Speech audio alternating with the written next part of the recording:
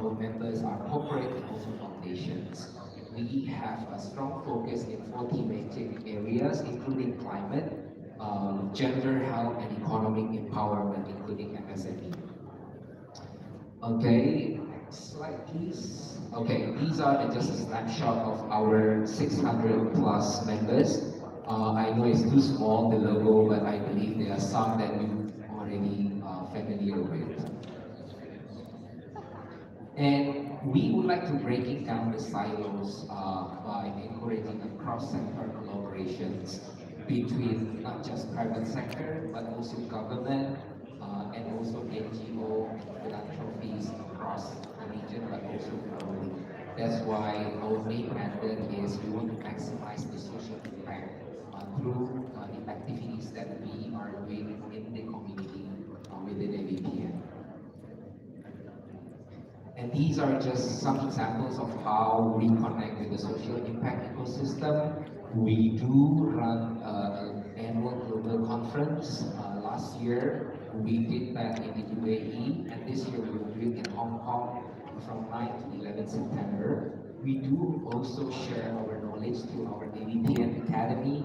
We do also run a philanthropic fund together with some other brands. I will share with you later on. The latest one is our AI opportunity fund that we collaborate with Google.org. And we also run our research and insight through the latest Faith and Giving reports. And we also actively involved in COP29, the latest one in Azerbaijan. And we also do have impact investing communities as well. And this is just examples of how we run our AVPN philanthropic fund across the region. We've been running 14 funds launched, 39 million funds raised for specific related health, also digitals, and also involvement in the healthcare and also well-being fund. This is the examples of our collaboration with Google.org. We run a Google AI philanthropic fund. We just released it in Indonesia. It's a 15 million USD fund that we dedicated to support the AI workforce related to the effect of what the AI has influence towards the organization, but also globally. It costs layoff, but we also want to support the AI workforce that affected by whatever happened in the global, across global, but also across region. Okay, some of our work include the launch of Global Blended Finance Alliance with the ministry in Indonesia. Okay, this is our involvement with the GPFA, Global Blended Finance Alliance. We work closely with Bappenas, Ministry of Planning. And then we also working with the ASEAN BAC and also with the Indonesia Social Impact Center. Now, what is the correlation between social good and also CX? To me, social good is the CX revolutions. It's the customer experience revolutions.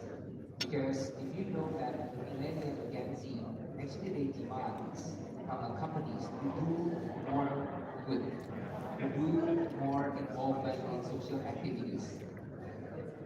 I think we can go back to the previous slide, please. So that will definitely increase your brand loyalty and brand impact.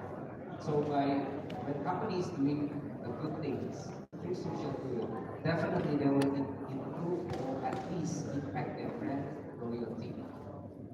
It's just a simple research that I did from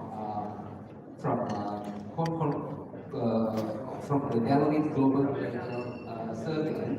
But at the same time, I would like to dig more about how the CX revolutions actually comes from.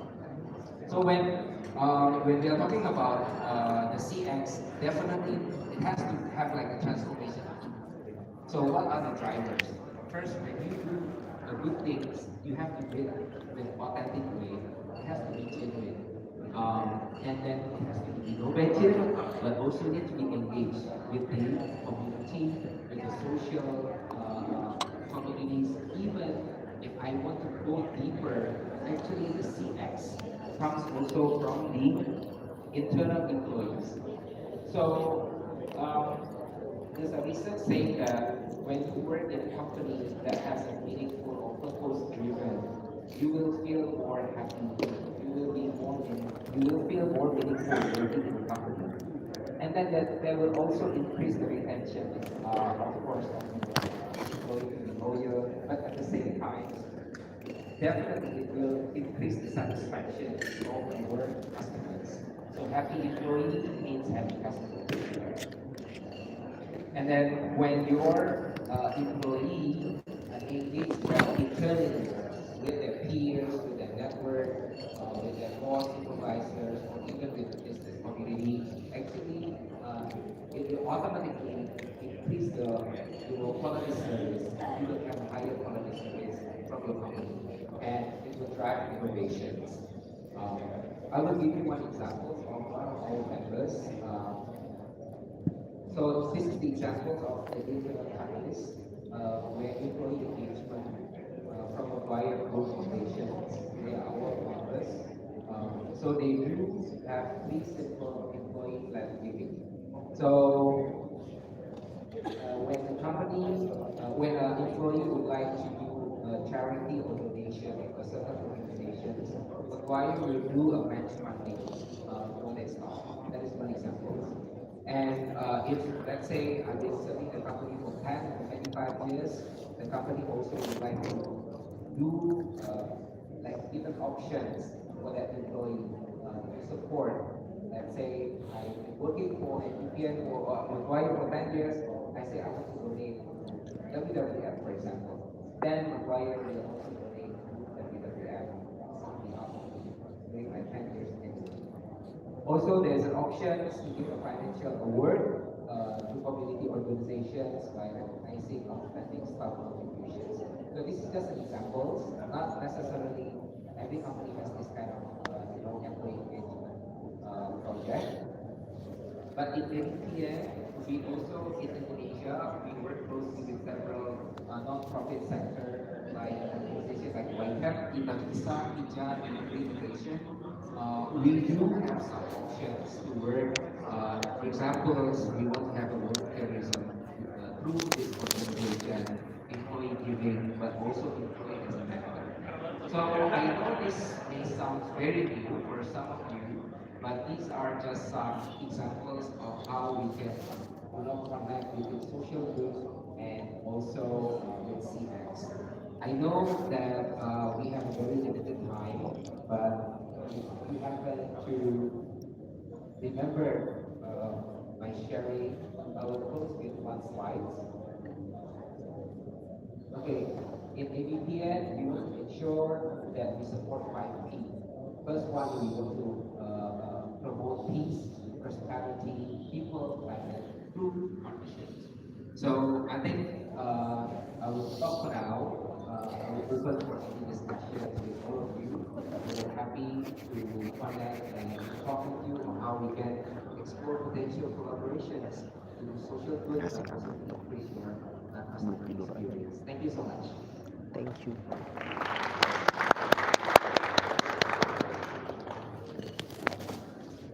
Yang bagian yang ini sebagai semangat. Thank you, Mr. Charlie.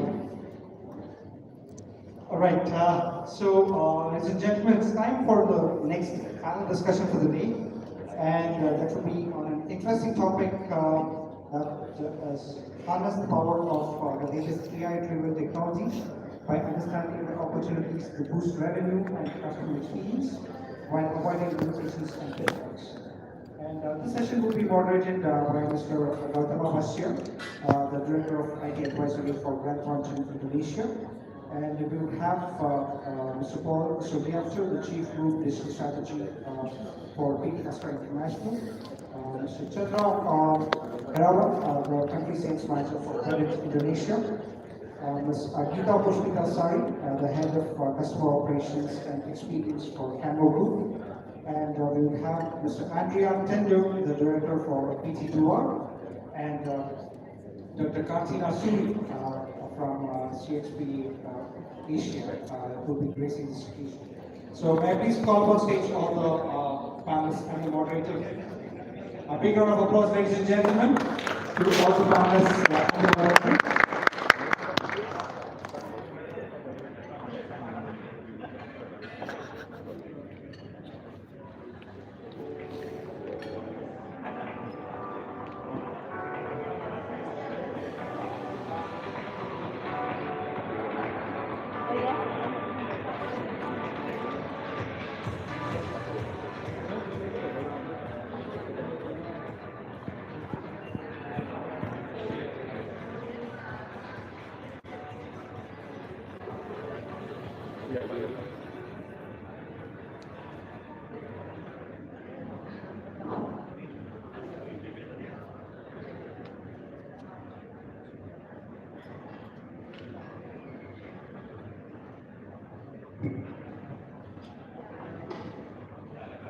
Yes, yes.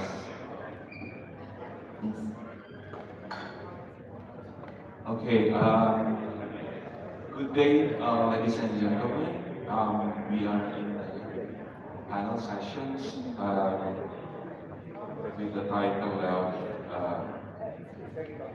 Harnessing the Power of Latest AI-Driven Technologies by Understanding the Opportunities to boost the revenue as well as customer experience while avoiding the limitation and pitfalls. It's quite lengthy title, right? So let me start with the first subsessions. It's opportunities for revenue growth. I'd like to raise the questions of how can businesses leverage AI to identify new revenue streams as well as optimize pricing strategies. Maybe we can start with you, please. Thank you. So, as for the questions, I personally believe that AI actually can help businesses in discovering for the undocumented opportunities by first we analyze the customer behavior through a huge data set, the market trends, and also operational data. First, through the customer segmentations and personalizations, we could analyze the customer data and identify the niche markets or undeserved segments that we haven't explored yet. And also, that would help the business to tailor the new offerings based on the customer preferences that we haven't touched.